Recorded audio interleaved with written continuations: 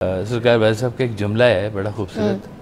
आप कहते हैं घरों में कानून नाफिज ना करो, मोहब्बत नाफिज करो। जो लोग घरों में कवानीन की तरफ से सख्ती करते हैं ना, यकीन करें कि वहाँ पर इताअत तो होती है, अदब नहीं होता।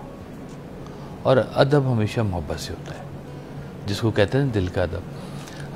जो खामद ज़ोर लगाते हैं अपने राइट्स के ऊपर कि ये मेरा काम था, ये बेगम को करने चाहिए और ये वो बेगम से मोहब्बत में नहीं करा रहे, बेसिकली तो मुनाफकत में करवा रहे हैं, क्योंकि हुक्म नाजिल कर रहे हैं और मोहब्बत नहीं दे रहे।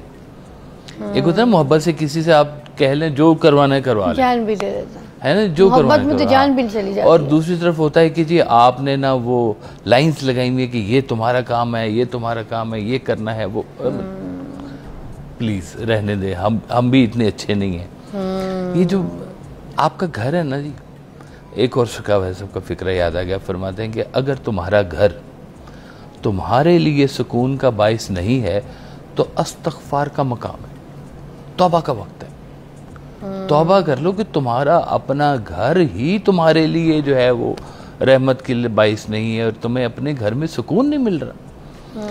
देखिए, घर हम बचपन से सुनते हैं कि ईंटों का नाम नहीं है, ईंटों वाले को मकान कहते हैं, घर घर वालों से होता है, लेकिन घर रवैयों से होता है।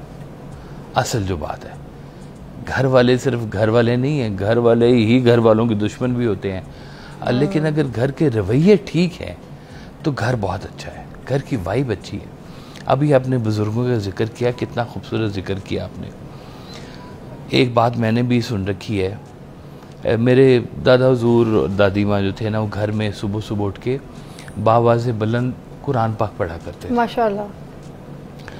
तो कहते हैं कि जिन घरों में ऊंची आवाज़ में कुरान पाक पढ़ा जाता है, उन बुज़ुर्गों के जाने के बाद वो दीवारें उस आवाज़ को ढूंढ रही होती हैं दोबारा।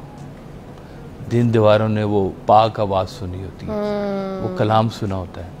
अगर आपके घर में पॉजिटिविटी है तो यकीन करें आपकी दीवारों से छलकेगी पॉजिटिविटी। और अगर आपके घर के अंदर जो है ना वो नाशाइस्तगी है, आपके घर के अंदर झगड़ा है, तो आपकी दीवारें बोलेंगी कि ये इस घर की वाइब अच्छी नहीं आ रही है। कुछ कहने की ज़रूरत नहीं होती है, घर के अंदर जाते ही तबीयत आपकी पता चल जाएगा कि घर वाले कितने आपके लिए मुफीद हैं या नहीं मुफीद। देखें, क्योंकि उन दरो दीवार पे हसरत और नफरत दोनों बरसती है। बिल्कुल जी, वो पूरा घर आपके रवैयों की तासीर का मज़हर होता है, पूरा घर। आप देखिए, एक हम लफ्ज़ यूज़ करते हैं कि चादर चार दीवारी का तहफ़्फ़ुज़ है, तो ये चार दीवारी की भी ना एक इज़्ज़त होती है। कहते हैं कि खुदा ना खास्ता किसी के घर में गलती से या दुरुस्तगी से पुलिस आ जाए, तो कहते हैं आपने हमारी चार दीवारी की इज़्ज़त पामाल की है। कहाँ है आपके पास वारंट, लेके आए हैं इजाज़तनामा?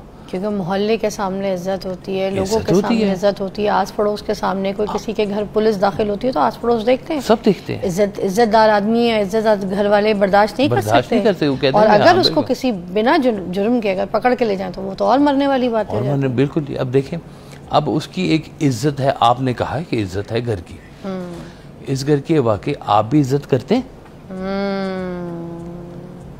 इस घर की इज्जत के लिए। अब देखें कितना खूबसूरत सरकार सल्लल्लाहु अलैहि वसल्लम ने फरमाया हुआ है।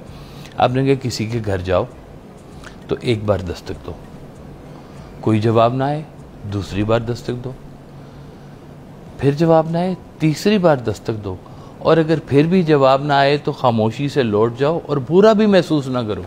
अच्छा, 3 दफ़ा दस्तक दें, नहीं जवाब आता, यानी कि मैं अपने घर में कहना चाहिए कि ये मेरा हक है, मैं किसी को जवाब भी दूं या ना दूं।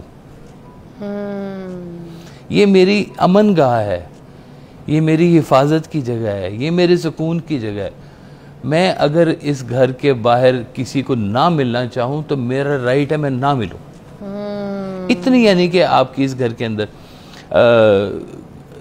जंगें होती हैं, तो सबसे ज़्यादा जंग के अंदर जिसको कहता है जालमाना जो काम होता है वो क्या होता है कि घरों को तबाह करना।